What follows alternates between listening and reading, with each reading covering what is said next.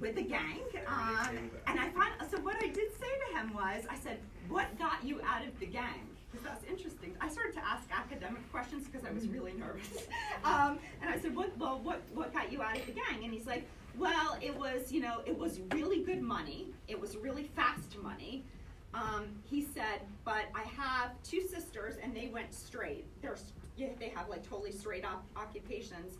And I was talking to my mother and she knew what I was doing and she wasn't sleeping at night. So he turned out his love for his mother got him out of the gang. So and he fixed my cable box. So it all works out well at the end. So okay, so learning. Okay, if learning is the explanation, then peer influences, in particular negative peer influences, are the primary causes of crime.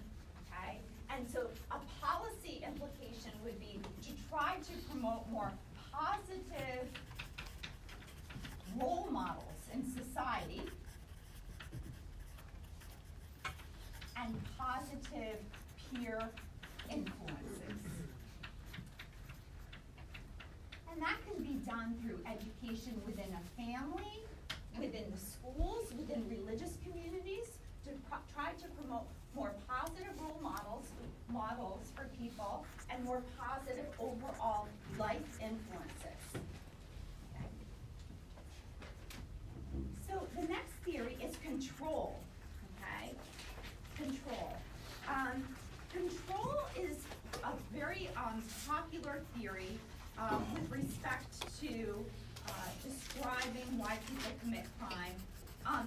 It was begun during the 1960s in the United States, and it focuses on people's relationships to all their agents of socialization. So you're socialized by many, many people in your life.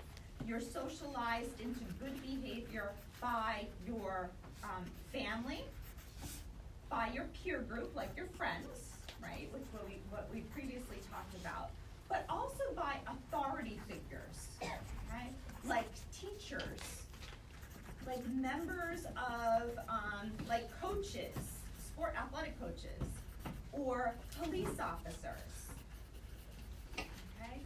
And this particular theory says that when you do not have that type of socialization, or those socialization ties break down, you're more likely to commit crime.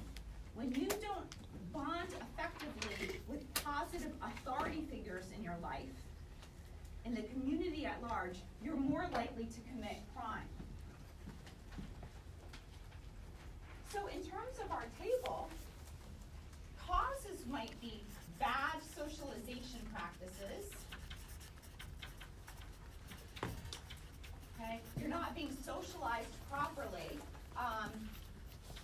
Bad socialization practices or poor bonds with authority figures. So you have no control over your behavior. Say it again. Sure, it's bad socialization practices or poor bonds with authority figures in your life, like teachers, coaches, members of police in your community. And so the policy solution would be to create stronger,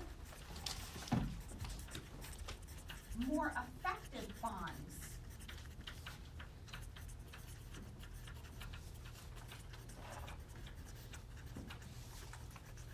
with authority figures.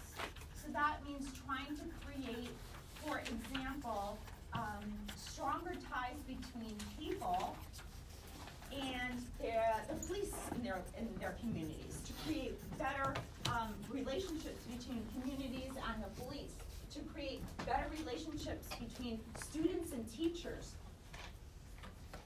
so that there is shared trust towards a larger goal where crime does not happen. Okay?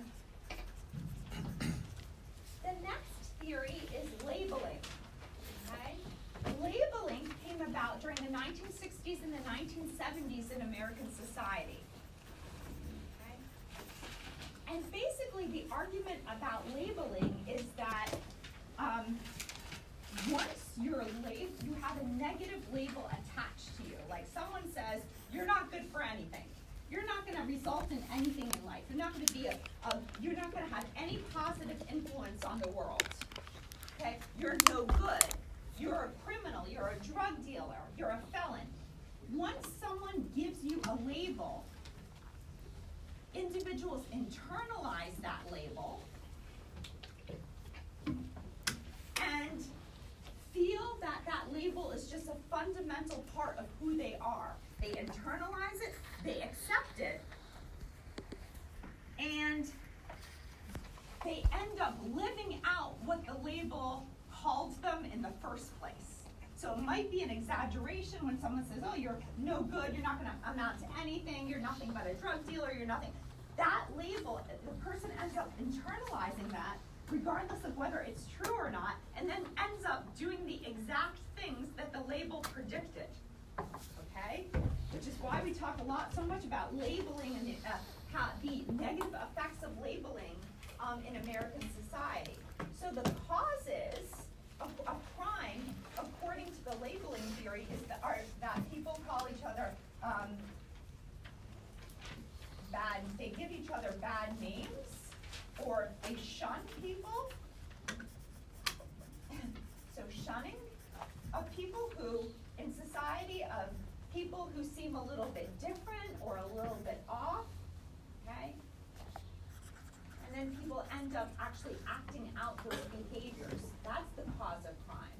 Well, if that's the cause, if labeling is the cause of crime, what do we need to do to solve that? What would be a policy implication? If it's all about calling people names, labeling people, ostracizing people, how do we fix that? Yeah, Jonathan. I would say therapy for those individuals to kind of recognize that those names aren't true. Excellent.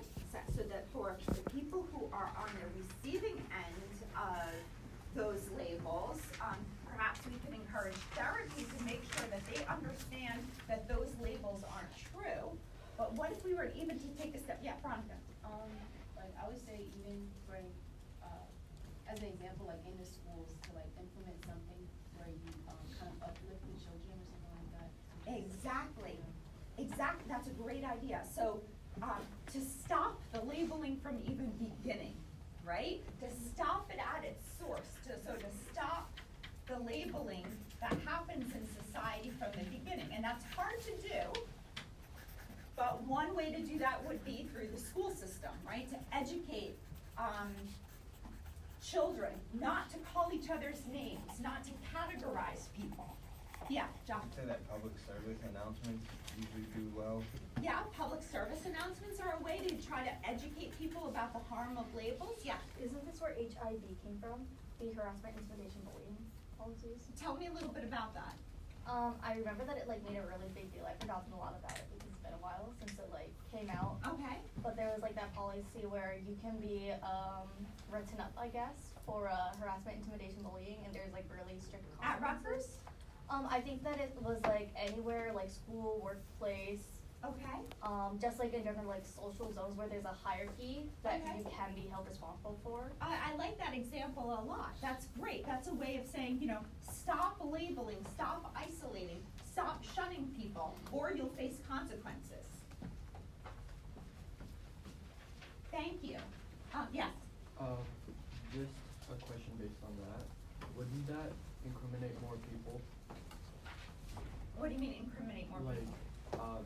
because like if you consider like shunning people a crime, No, shunning is not the crime, okay?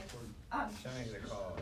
So shunning is the cause of crime, okay? yeah, no, so It's the labeling of somebody, and then that person internalizes the label, feels like they're no good, and then they're ultimately go out and they ultimately commit crime. right, but if you kind of say that you're not allowed to like say bad things, Right. right, or you will face consequences, that means, like saying bad names is a crime. Mm-hmm. Wouldn't that, like, put more people in, like, prison, per se? Right, I think that some of these are, so some of these, sort of punishments are not so much that end up putting someone in jail or putting someone in prison. They're more like educational efforts to educate people about the harm. There could be certain penalties attached to it, right, for sure, right? You can't you might, for example, if you're bullying somebody at school, you might be suspended, okay? But, we're not necessarily going so far, well, in certain cases, if you're harassing somebody, there might be fines associated with that, there might be dismissals associated with it, but less sort of putting those culprits, in jail, I would say, would be a less frequent type of occurrence, okay? Yeah? I think, it's like, just about like, people taking, like, accountability of their actions to change the Good. culture. Good. of labeling. I like that a lot, people taking responsibility and making sure that they're accountable for their actions. Yeah, Bailey? What about instances where the labeling isn't from kids or civilians, though? For example, like racial profiling Mhm. and police, like, that's them proliferating the labeling? Mhm. And then it's just as likely that some minority or disadvantaged groups might live up to their expectations because they're in that constant state of repression? Absolutely. How do you address that, obviously? Yeah. Great question. Yeah. I wish I had the answer. Absolutely, it's not just students or young children, it can be a part of an organizational culture that needs to be addressed and remedied. And we've seen that a lot with respect to debates on policing, okay, in modern American society. Okay, conflict.